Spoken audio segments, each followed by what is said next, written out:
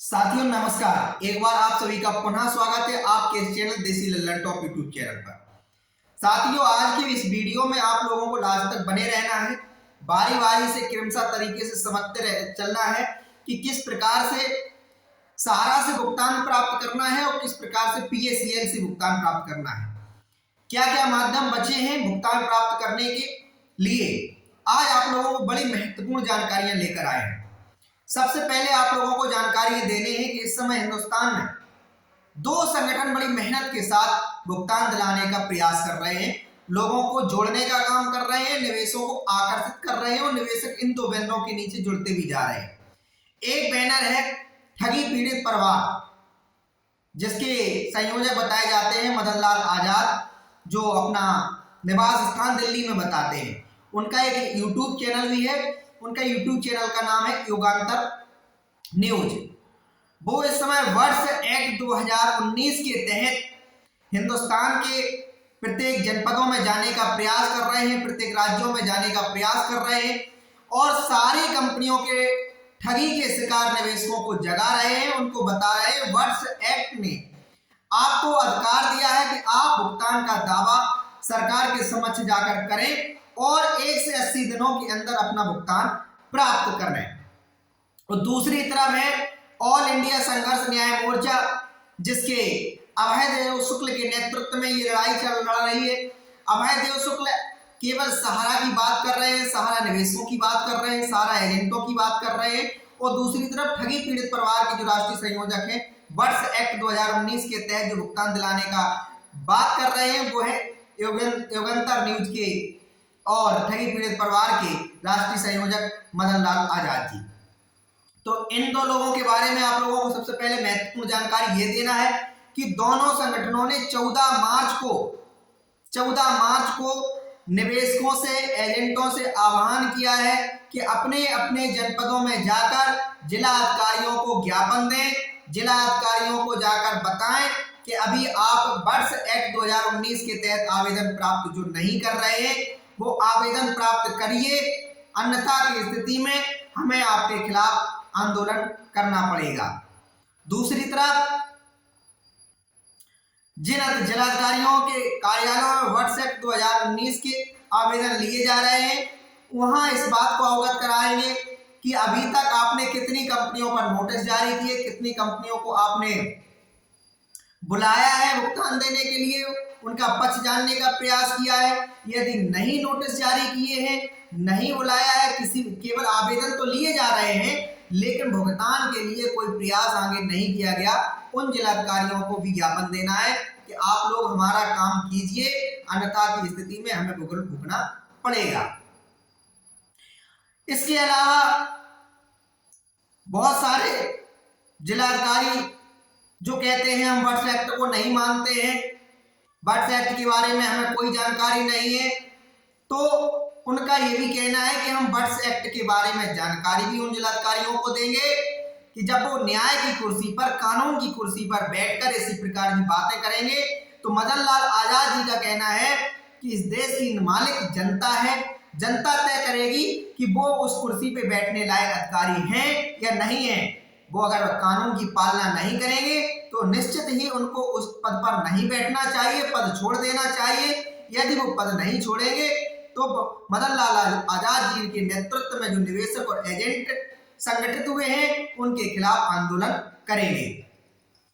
और दूसरी तरफ जो अभय देव शुक्ल है, जो ठगी राष्ट्रीय संघर्ष न्याय मोर्चा है, उसके तहत आंदोलन चला रहे हैं। उनका कहना है कि सहारा के जो शीर्ष प्रबंधन है, सहारा क्रेडिट कोऑपरेटिव सोसाइटी के जो शीर्ष डायरेक्टर हैं, चेयरमैन हैं, हमारा इंडिया के हैं, सहारा यूनिवर्सल के हैं, स्टेयर मल्टीपर्पज के हैं, इनके खिलाफ जिलाधिकारी लोग कठोर कार्रवाई करें, इनकी संपत्तियों को कुर्क करवाएं, भुगतान दिलवाएं निवेशकों का और FIR करवाएं इनके खिलाफ और गैंगस्टर जैसी धाराएं इनके खिलाफ करें, क्योंकि इन्होंने बारी बारी से गिरोह बनाकर अपने डायरेक्टरों के माध्यम से निवेशकों और एजेंटों को गुमराह करके, धोखा करके, फुसला के और लगातार ये अपराध किया है। इस प्रकार से और दूसरी तरफ ये राष्ट्रीय जो संघर्ष न्याय मोर्चा है, ये सेंट्रल रजिस्ट्रार भारत सरकार के माध्यम से भुगतान दिलवाने का प्रयास कर रहे हैं। सहकारिता मंत्रालय को लगातार पत्र भिजवा रहे हैं, विधायकों को ज्ञापन दिलवा रहे हैं, सांसदों को ज्ञापन दिलवा रहे हैं और सहकारिता मंत्रालय को लगातार भुगतान हेतु सेंट्रल रजिस्ट्रार को रजिस्ट्रियां करवा रहे हैं। अब इनका प्रयास है कि जिलाधिकारियों से दबाव बना के सहारा सेवी का जो मामला है उससे निवेशकों का भुगतान दिलवाया जाए, दूसरी तरफ सहारा की संपत्ति को बेचकर सेंट्रल रजिस्ट्रार के माध्यम से भुगतान दिलाया जाए। ये दोनों संगठन बात तो भुगतान की ही कर रहे हैं, लेकिन दोनों के रास्तों में डिफरेंट है। इस बात को आप बड़ी भांति तरीके से समझ लीजिए, जान लीजिए कि आपका पैसा किसी भी कंपनी में फंसा है तो आप अपने जनपद के जिलाधिकारी को 14 मार्च पर पहुंचकर ज्ञापन दें, प्रार्थना करें और जिलाधिकारी महोदय से कहें कि हमारा भुगतान दिलवाइए। तो ये बड़ी इंपॉर्टेंट जानकारी थी। दूसरी एक इंपॉर्टेंट जानकारी देना है पल्स के निवेशकों के लिए। पल्स के जो निवेशक जिनका भुगतान जिनका जो दावा है वो 15,000 से लेकर 17,000 रुपए तक है। अभी जैसा कि सेबी के द्वारा 15,000 तक के जो निवेशक थे उनको भुगतान दिए गए। अब जितने भी पीएससीएल के जो निवेशक हैं उनके लिए सूचना देनी है, इंपॉर्टेंट सूचना है। जिन लोगों का पैसा 15,000 से लेकर 17,000 रुपए तक पल्स ग्रुप में फंसा हुआ है और उन्होंने 2019 के दरमियान अपना रजिस्ट्रेशन सेबी के यहाँ करा रखा है, तो वो सेबी को मूल सर्टिफिकेट जो पीएससीएल के हैं वो भेज दें। और उन्होंने अपना एक पता जारी किया है। उन्होंने कहा है जिन लोगों के आवेदन 27 फरवरी 2023 से 20 मार्च 2023 5 बजे तक प्राप्त हो जाएंगे, उनका भुगतान का प्रोसेस आगे बढ़ाया जाएगा। उन्होंने आवेदन भेजने का जो स्थान भेज दिया है वो आप लोग नोट कर लीजिए। सेवी भवन प्लाट संख्या C4A जी ब्लॉक, बांद्रा कुर्ला कॉम्प्लेक्स, बांद्रा पूर्व, मुंबई। पिन कोड भी दिया है 4351 4 3 बार 0 और 5151। तो समझ लीजिए साथियों, ये दुर्दशा पीएससीएल की निवेशकों की इस सेबी ने कर दी, इन सेबी के अधिकारियों ने कर दी। सीधा हमारा ये आरोप है पल्स के जो डायरेक्टर लोग थे उन्होंने कोई कानून के खिलाफ काम किया था। उन्हें गिरफ्तार करते, उन पे कार्रवाइयां करते, कंपनी को किसी की देखरेख में लेते और धीमे धीमे इनकी व्यवस्था को सुधारते हुए भुगतान दिलवा देते, तब कहीं जाकर इस प्रकार की कार्रवाइयां करते।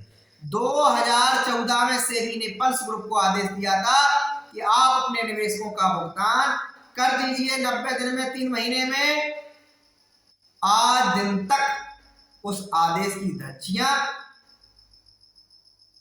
उड़ाई गई। सेबी ने स्वयं उस वादे को पूरा नहीं कर पाया।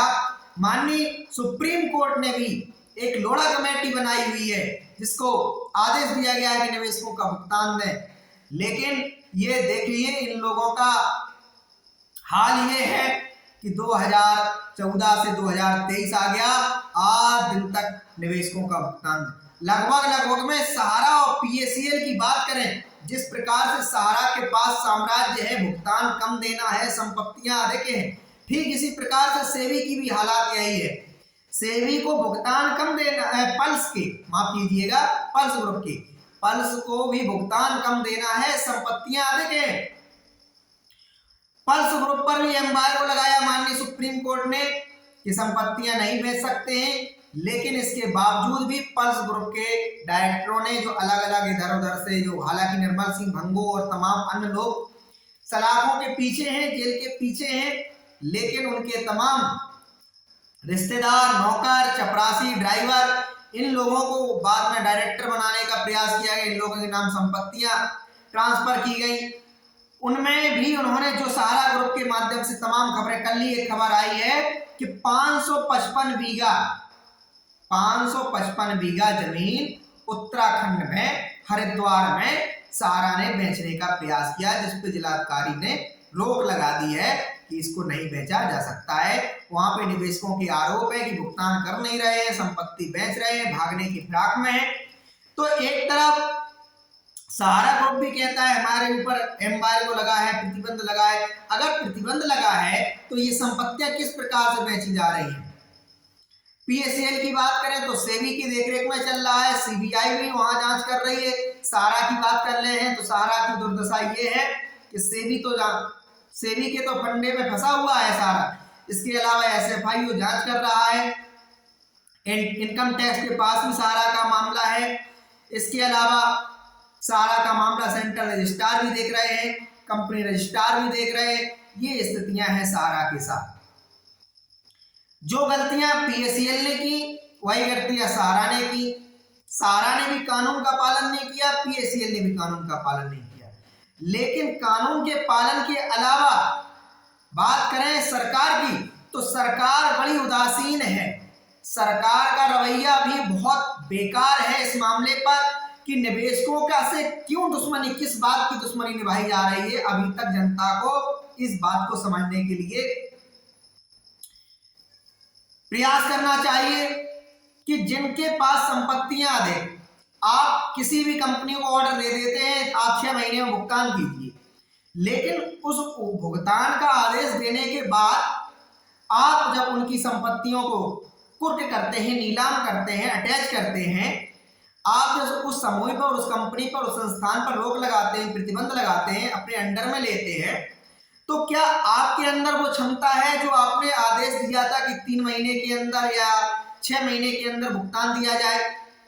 तो आपने जब मान लीजिए सहारा ग्रुप ने या पीएसएल ने वो कमिटमेंट नहीं निभा पाए जो इनके द्वारा सेबी के द्वारा आदेश पारित किए गए, वो सहारा और पीएसएल ने पूरा नहीं कर पाया 6 महीने 180 दिन या 3 महीने की समय अवधि।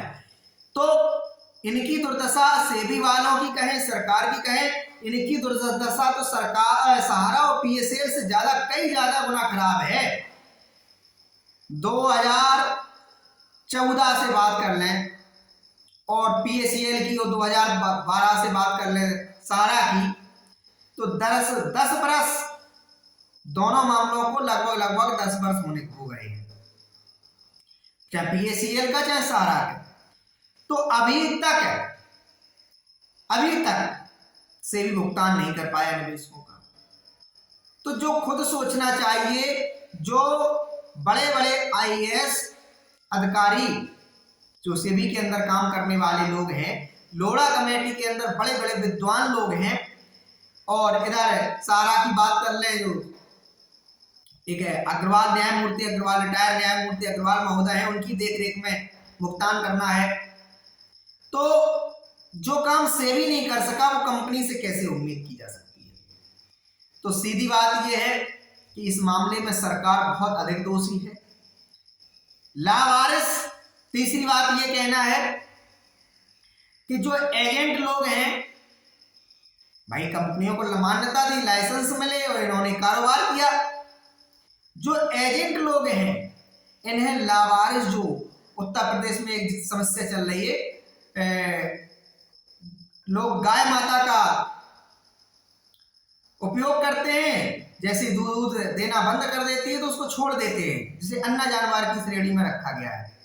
इसी प्रकार से सहारा के एजेंटों की दुर्दशा है, उस गाय माता की तरह हो गए हैं सहारा के एजेंट, पीएसएल के एजेंट, जिनकी संख्या तो बहुत अधिक है, लाखों में है। इसको बिल्कुल ऐसे छोड़ दिया गया है, चाहे यहां जाए, चाहे आप मरिए, चाहे गलिए, चाहे सड़िए, कोई सरकार, कोई अधिकारी इनके लिए कुछ नहीं करने वाला। न इनको कोई सुरक्षा प्रदान की जा रही है, दर दर ये भटक रहे हैं, इनका रोजगार भी गया, इनका मान सम्मान भी गया। आए दिन निवेशक मारते पीटते धमकाते हैं, टॉर्चर करते हैं, प्रताड़ित करते हैं, मान सम्मान भी गया, रोजगार भी गया, और इन्होंने जो कमाया था वहां से कमीशन बहुत सारे निवेशकों के दबाव में कुछ भुगतान निवेशकों के कर दिए, और कुछ बहुत सारा पैसा सहारा के अंदर, ये पीएसएल के अंदर भी इनका भी जमा है। तो इतनी दुर्दशा इन एजेंटों की है कि कल्पना की नहीं की जा सकती। जो विकासशील देश हैं, जो विकसित देश हैं, अगर इनकी दुर्दशा को देखेंगे तो भारत की सरकार पर, भारत के अधिकारियों पर हंसेंगे कि किस प्रकार से हिंदुस्तान के अंदर ये सरकार की एजेंसियां काम करती हैं कि अपने ही लोगों को इस प्रकार से बर्बाद कर देती हैं कि इनको कोई विकल्प ही ना बचे, कोई रास्ता ही नहीं बचे। साथियों, सहारा के मामले की, पीएसएल के मामले की हमने 14 मार्च वाली बात आप लोगों को बताई। पीएसएल के निवेशकों को 20 मार्च तक जो अपने 15,000 से 17,000 तक के जो भुगतान के दावे हैं भेजना है, वो बात बताई। इसके अलावा आप लोगों को एजेंटों की दुर्दशा के बारे में बताया। अब बताते हैं निवेशकों के बारे में। हिंदुस्तान में तमाम कंपनियों के जो ठगी के शिकार निवेशक हैं, इनकी संख्या बताई जाती है 40 करोड़ 42 करोड़ परिवार इस समस्या से ग्रसित है, ऐसा दावा किया जाता है। आंकड़ा ऊपर भी हो सकता है, नीचे भी हो सकता है। लेकिन सरकार की मानसिकता देखिए, सरकार आपके वोट लेने के लिए आपको प्रधानमंत्री आवास देगी, मुख्यमंत्री आवास देगी, उज्ज्वला योजना देगी, विकलांग पेंशन, वृद्धा पेंशन, राशन कार्ड पे आपको अन्न, गेहूं, चावल और तमाम प्रकार की योजनाओं में इतने चक्कर लगवाएगी अब सरकारी दफ्तरों के कि मान लीजिए आपको एक 5,000 रुपए की कोई स्कीम सरकार देती है तो तब तक आपका दूसरी जगह 5,000 रुपए का लॉस हो जाता है। मान लीजिए आप मजदूर वर्ग के व्यक्ति हैं, 400 300 500 रुपए पर रोज आप दिहाड़ी पे जाते हैं काम करने के लिए, उसका 10 दिन काम बंद हो गया, वो सरकारी बाबू के, सरकारी अफसर के ही चक्कर काटने में लगा है कि हमें इस स्कीम का लाभ दे दीजिए, हम पात्र हैं। वहां कुछ उससे रिश्वत भी ले ली गई, तब जाके कहीं उस योजना का लाभ मिला। लेकिन ये सारी योजनाएं क्यों सरकार दावा करती है? इसलिए चलाते हैं जन कल्याण के लिए, देश कल्याण के लिए, लोक कल्याण के लिए, सबका विकास हो, सारे के सारे लोग अच्छा जीवन जिए। लेकिन यहां दूसरी ओर बात करेंगे ठगी के शिकार निवेशकों की। इनके लिए ना तो सरकार के पास कोई योजना है ना बजट है, जबकि सरकार चाहे तो ये सरकार के हाथ में संपत्तियां भी हैं, इनकी कंपनियां हैं, इनकी सारी एक्टिविटी हैं, इनके बैंक खाते हैं, इनकी एक एक संपत्ति है, यहां से लेकर विदेशों तक जो भी इनके नेटवर्क हैं, एक एक जगह तक सरकार की पहुंच है। और तकलीफ देखिए कि निवेशकों को उस गड्ढे में ढकेलने का प्रयास किया जा रहा है जहां से ये पुनः ना उठ सके। 10-10 20 50 रुपए इन्होंने मेहनत करके अपने पेट को काट कर निवेशित कराया कि हमारे बच्चों के काम में आएगा, हमारी बेटी के विवाह में आएगा, हमारे बुढ़ापे की बीमारी के समय काम में आएगा, बुढ़ापे की लाठी बनेगा ये पैसा। लेकिन कोई हमदर्दी नहीं, कोई फर्क। इसलिए हमारा प्रयास है कि आप लोग जागिए, 14 मार्च को जिलाधिकारी को जाकर ज्ञापन दीजिए, उनसे कहिए सरकार जाग जाइए, अन्यथा जनता अगर जागी तो करोड़ों की संख्या में इस देश में जनता है, आप लोगों को कुर्सी पे नहीं बैठने देगी। जाग जाइए, हमारा भुगतान दिलाइए, प्रयास नहीं कीजिए, दिलाइए। और चाहे तो हिंदुस्तान के सारे जिलाधिकारी लोग चाहे तो आपका भुगतान मिल जाएगा, कोई समस्या नहीं है। ईमानदारी से जिस दिन सोच लेंगे कि हमें निवेशकों का भुगतान दिलाना है, 24 घंटे बाद भुगतान मिलना प्रारंभ हो जाएगा, ईमानदारी। इसके अलावा साथियों, मेरा प्रयास लगातार है आप लोगों को जगाऊं, आपको जागृत करूं कि सरकार के अफसर, सरकारी एजेंसियां किस प्रकार से आपके भुगतान के लिए जिम्मेदार हैं और इन्हें भुगतान दिलाने के लिए आगे आना चाहिए। आपको 14 मार्च को जिलाधिकारी को ज्ञापन देना है, पीएसएल के निवेशकों को पीएसएल के 17,000 तक के सर्टिफिकेट भेज देना है। 20 मार्च शाम 5 बजे तक वहां पहुंच जाना चाहिए, जो इन्होंने अपने कार्यालय का पता दिया है वहां तक पहुंच जाना चाहिए। और इसके अलावा अपने अपने घरों पे एक एक पोस्टर चिपकाइए, एक एक बैनर चिपकाइए, मतदान नहीं तो भुगतान नहीं, और लिखिए कि हमारा सहारा में इतना पैसा जमा है। जो नेता विधायक सांसद मंत्री हमारी बात को संसद में उठाएगा, सरकार के समझ जाके उठाएगा, वही हमारे दरवाजे पे भुगतान वोट मांगने आ सकता है। अन्यथा की स्थिति में वोट मांगने की हमारे दरवाजे आने की आवश्यकता नहीं है। मतदान का हम बहिष्कार करेंगे।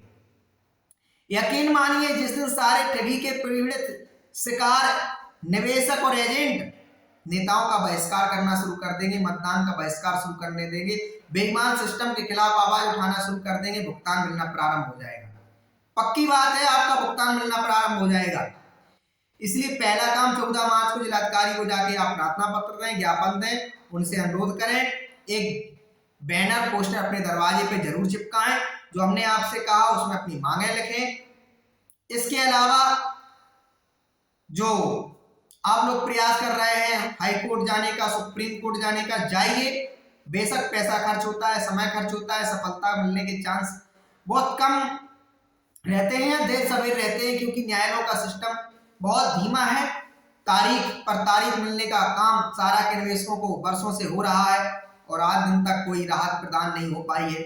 हालांकि सफलता मिल भी रही है, बहुत सारी जगह बड़ी बड़ी संख्या में 5 करोड़ रुपए अभी वीरेंद्र सिंह सोलंकी जी के नेतृत्व में निवेशकों को 5 करोड़ रुपए दिलाया गया। राजानंद गांव की बात कर ले, उत्तर प्रदेश के तमाम सारे जो सेंटर रजिस्ट्रार सहकारिता मंत्रालय, कृषि मंत्रालय के अंतर्गत पहले आता था, उसकी शिकायतों भेज पर वहां से बहुत सारे निवेशकों का भुगतान हुआ है। लेकिन 100% सफलता नहीं लगी है, 100% भी लगेगी। आप प्रयास करिए, ग्रुप बना लीजिए 10-10, 20-20, 25 निवेशकों के, और एक एडवोकेट के जरिए हाई कोर्ट में जाके पिटीशन लगा दीजिए, सुप्रीम कोर्ट में जाके मामले की जानकारी रखिए, कौन सुप्रीम कोर्ट में पहले से है, कौन हाई कोर्ट में पहले से है। वहां उस मामले, पुराने कोई मामले में अगर लगता है, वकील साहब से बात करके आके आपके मामले को टैग किया जा सकता है, उसमें टैग करवाएं। हस्तक्षेप जो याचिकाएं होती हैं उनमें देखिए, अभी ग्वालियर के 5 लोग सुप्रीम कोर्ट पहुंचे हैं, जब मध्य प्रदेश के हाई कोर्ट ने उनकी सुनवाई के बाद ऑर्डर दिया कि आप सुप्रीम कोर्ट जा सकते हैं, आप संबंधित अथॉरिटी के पास जा सकते हैं, सेंट्रल। तो सुप्रीम कोर्ट वो जाके चले गए, अपना मामला उन्होंने वहां 22 फरवरी को पंजीकृत करवा दिया। उसमें शायद 17 मार्च सुनवाई भी हुई, उसमें भी अपना देख लें सुप्रीम कोर्ट के वकीलों के जरिए कि मामले को टैग करवाया जा सकता है। प्रयास करिए, सोइए मत, और बड़ी गहराई के साथ समझिए कि आपके इस भुगतान के लिए सिर्फ सहारा समूह के केवल लोग जिम्मेदार नहीं है, सिर्फ पल्स के लोग जिम्मेदार नहीं है, या अन्य कंपनियों ठगी जैसे निवेशकों से सिर्फ 2 लोग जिम्मेदार नहीं है। सरकार में बैठे हुए अधिकारी, नेता भी लोग इस बात के लिए जिम्मेदार है कि आपका भुगतान नहीं मिल रहा है। ये लोग ईमानदारी पूर्वक अपने अपने कर्तव्यों का पालन करेंगे। यकीन मानिए 24 घंटे बाद प्रक्रिया भुगतान की शुरू हो जाएगी, प्रारंभ हो जाएगी, कोई नहीं रोक सकता आपको भुगतान मिलने से। तो इसके अलावा छोटे छोटे मामलों में बड़ी बड़ी कार्रवाइयां पुलिस के द्वारा देखने को मिलती। उत्तर प्रदेश में इस समय बुलडोजर बहुत गरज रहा है, लेकिन सहारा के मामले में ये बुलडोजर गरजता हुआ नजर नहीं आ रहा है। सहारा की इतनी सारी सोसाइटियां हैं, कोई सवाल जवाब नहीं हो रहा है। सहारा के डायरेक्टरों से उत्तर प्रदेश सरकार पूछना भी जरूरी नहीं समझ रही है कि इनको बुलाए, इन्हें विधानसभा में बुलाए। अधिकार है विधानसभा के सदस्यों के पास कि इनसे सवाल जवाब किए जाए, एक समिति नियुक्त की जाए और भुगतान के दिशा निर्देश दिए जाए। तो कहने के लिए तो बहुत कुछ है, तमाम प्रयास जो हैं वो करते रहिए, इतना सा हमारा कहना है। बाकी का आप लोगों को बता दिया कि एम्बार्गो सहारा के द्वारा लगाया गया, जो लगाए जाने की बात करती हैं सुप्रीम कोर्ट के, कहता जी सहारा के लोग कहते हैं कि एम्बार्गो लगा है, संपत्तियां बेचते हैं, वो सेबी के खाते में चली जाएंगी, निवेशकों के कल्याण हेतु भुगतान हेतु कोई काम में नहीं आएगा।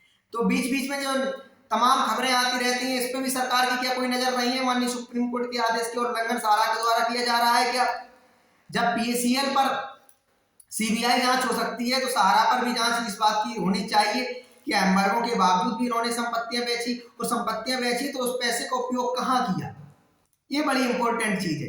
क्या उस पैसे को सेबी के पास गया या निवेशकों को दिया, या आपने निजी खर्चे में उस पैसे को उड़ा दिया, बंटर बांट कर दिया? क्या धीमे धीमे संपत्तियां बेचने का प्रयास सहारा के द्वारा किया जा रहा है कि आज नहीं तो कल सहारा ने हाथ खड़े कर दिए कि अब कुछ नहीं हो सकता, कंपनी नहीं चल सकती। जितना माल काट पाओ काट लो, जितना संपत्तियां हैं बेच पाओ बेच ले, पैसा ऐसे वहां से ट्रांसफर करो। क्या इस नीति पे अब सारा के डायरेक्टर अधिकारी लोग चल रहे हैं? ये सारी जांच का विषय है, इसलिए सरकार से अनुरोध है हमारे इस वीडियो पर गौर करते हुए तत्काल निवेशकों के लिए, एजेंटों के लिए राहत प्रदान करें, भुगतान दिलाने में योगदान दें।